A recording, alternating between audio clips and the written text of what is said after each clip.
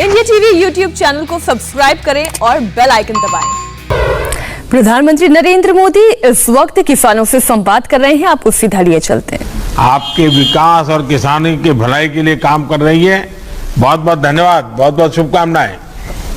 Thank you for the introduction, sir. Before we wind up, I would like to take the honor of inviting you to and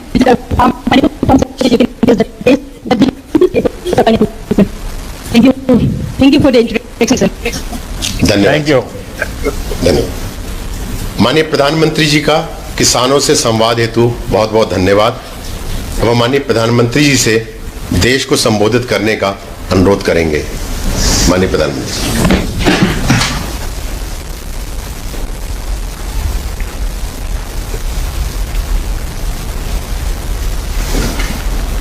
नमस्कार जी। पिछले कई दिनों से मैं सरकार की अलग अलग योजनाओं के लाभार्थियों से चर्चा कर रहा हूं। सरकार ने जो योजनाएं बनाई हैं उनका लाभ लोगों तक कैसे पहुंच रहा है, ये और बेहतर तरीके से हमें पता चलता है। जनता जनार्दन से डायरेक्ट कनेक्शन का यही लाभ होता है।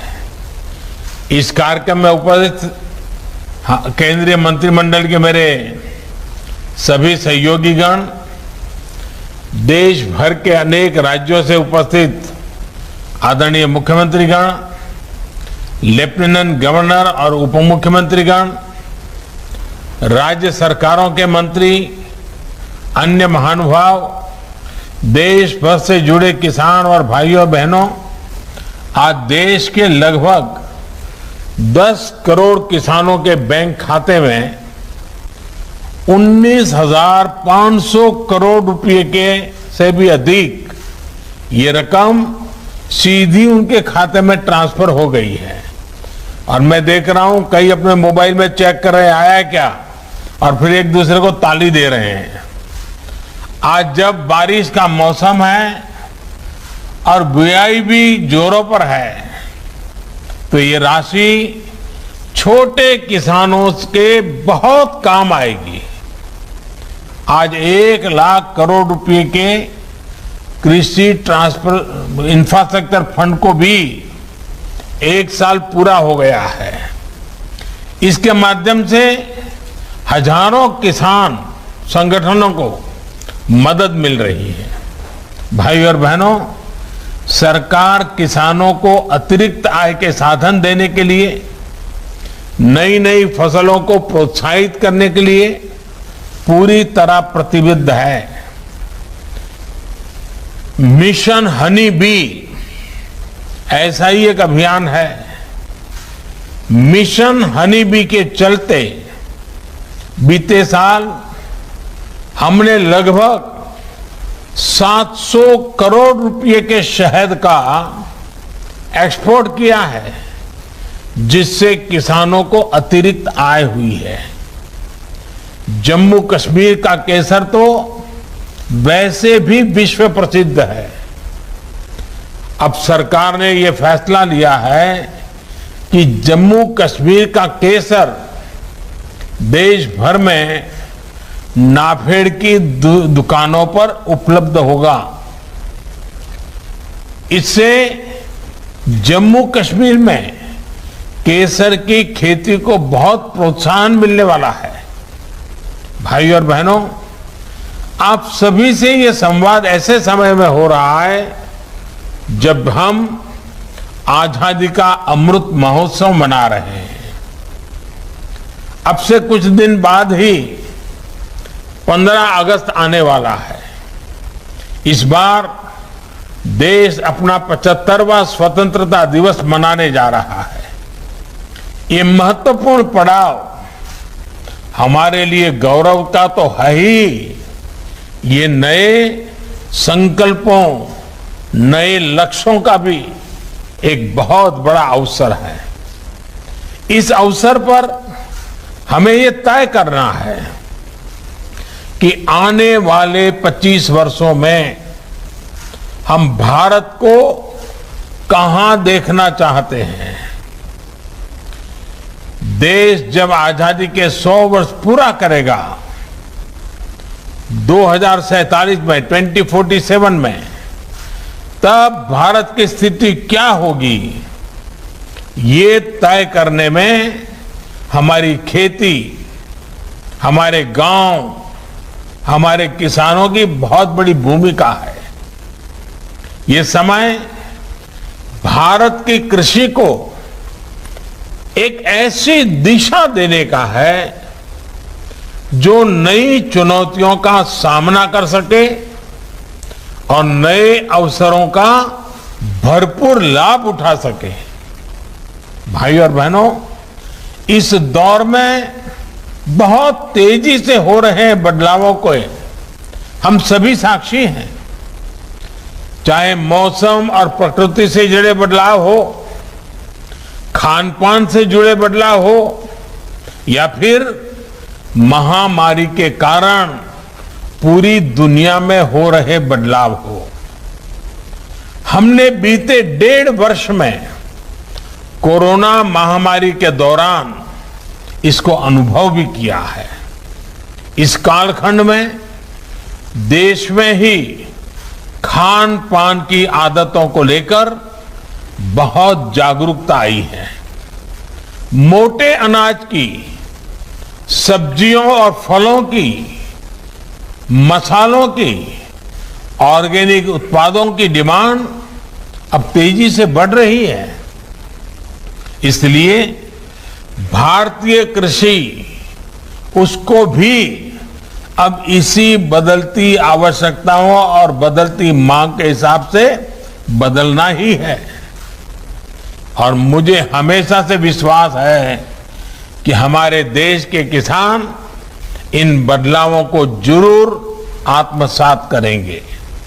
साथियों, इस महामारी के दौरान भी हमने भारत के किसानों का सामर्थ्य देखा है।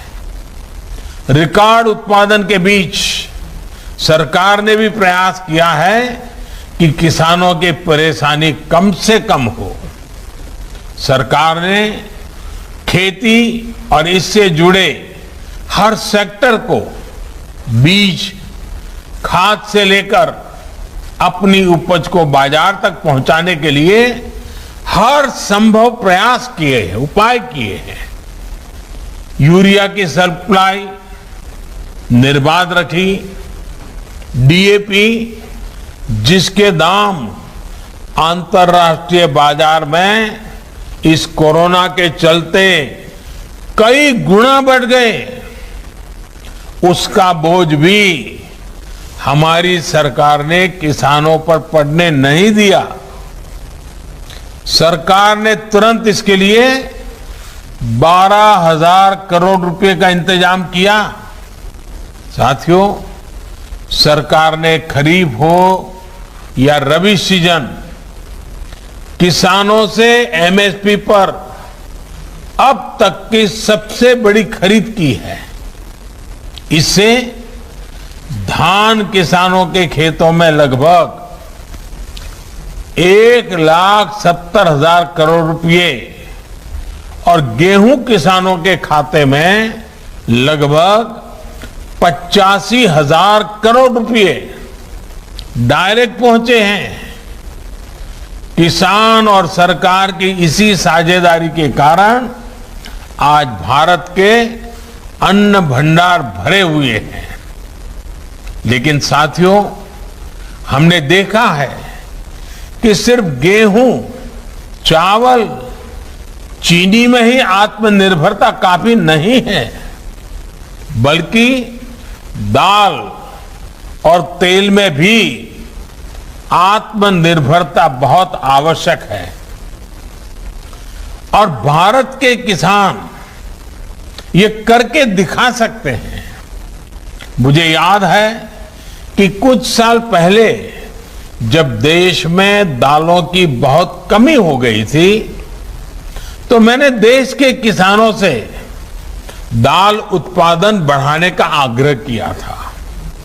मेरे उस आग्रह को देश के किसानों ने स्वीकार किया।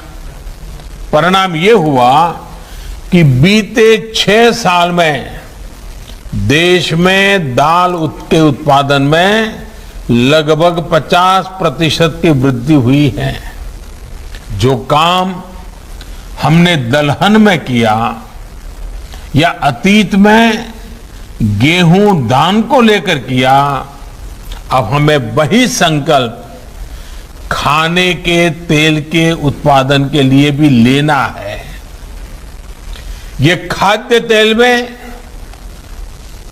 हमारा देश आत्मनिर्भर हो, इसके लिए हमें तेजी से काम करना है।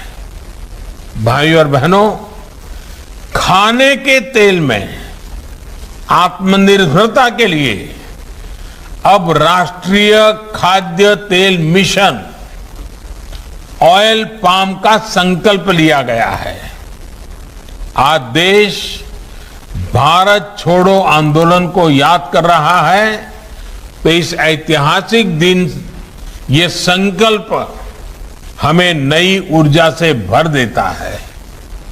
इस मिशन के माध्यम से खाने के तेल से जुड़े इकोसिस्टम पर 11,000 करोड़ रुपए से अधिक का निवेश किया जाएगा।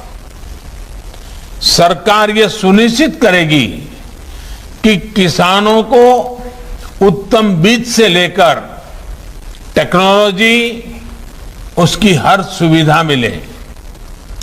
इस मिशन के तहत ऑयल पाम की खेती को प्रोत्साहन देने के साथ ही हमारी जो अन्य पारंपरिक तिलहन फसलें हैं, उसकी खेती को भी विस्तार दिया जाएगा। साथियों, आज भारत कृषि निर्यात के मामले में पहली बार दुनिया के टॉप 10 देशों में पहुंचा है, पहले 10 देशों में पहुंचा है। कोरोना काल में ही देश ने कृषि निर्यात के नए रिकॉर्ड बनाए हैं। आज जब भारत की पहचान एक बड़े कृषि निर्यातक देश की बन रही है, तब हम खाद्य तेल की अपनी जरूरतों के लिए आयात पर निर्भर रहें, ये बिल्कुल उचित नहीं है। इसमें भी आयातित ऑयल, पाम ऑयल का हिस्सा 55% से अधिक है। इस स्थिति को हमें बदलना है। खाने का तेल खरीदने के लिए हमें जो हजारों करोड़ रुपए विदेश में दूसरों को देना पड़ता है, वो देश के किसानों को ही मिलना चाहिए। भारत में पाम ऑयल खेती के लिए हर जरूरी संभावनाएं हैं। नॉर्थ ईस्ट और अंडमान निकोबार द्वीप समूह में विशेष रूप से इसे बहुत बढ़ाया जा सकता है। ये वो क्षेत्र हैं जहां आसानी से पाम की खेती हो सकती है, पाम ऑयल का उत्पादन हो सकता है। साथियों, खाने के तेल में आत्मनिर्भरता के इस मिशन के अनेक लाभ है। इससे किसानों को तो सीधा लाभ होगा ही, गरीब और मध्यम वर्ग के परिवारों को सस्ता और अच्छी क्वालिटी का तेल भी मिलेगा। यही नहीं, ये मिशन बड़े स्तर पर रोजगार का निर्माण करेगा, फूड प्रोसेसिंग इंडस्ट्री को बल देगा। विशेष रूप से फ्रेश फ्रूट बंच प्रोसेसिंग से जुड़े उद्योगों का विस्तार होगा। जिन राज्यों में पाम ऑयल की खेती होगी, वहां ट्रांसपोर्ट से लेकर फूड प्रोसेसिंग यूनिट्स में युवाओं को अनेक रोजगार मिलेगा। भाइयों और बहनों, ऑयल पाम की खेती का बहुत बड़ा लाभ देश के छोटे किसानों को मिलेगा। ऑयल पाम का प्रति हेक्टेयर उत्पादन बाकी तिलहन फसलों की तुलना में बहुत ज्यादा होता है। यानी ऑयल पाम मिशन से बहुत छोटे से हिस्से में ज्यादा फसल लेकर छोटे किसान बड़ा मुनाफा कमा सकते हैं। साथियों, ये आप भली भांति जानते हैं कि देश के 80% से अधिक किसानों के पास 2 हेक्टेयर तक ही जमीन है। आने वाले 25 साल में देश की कृषि को समृद्ध करने में इन छोटे किसानों की बहुत बड़ी भूमिका रहने वाली है।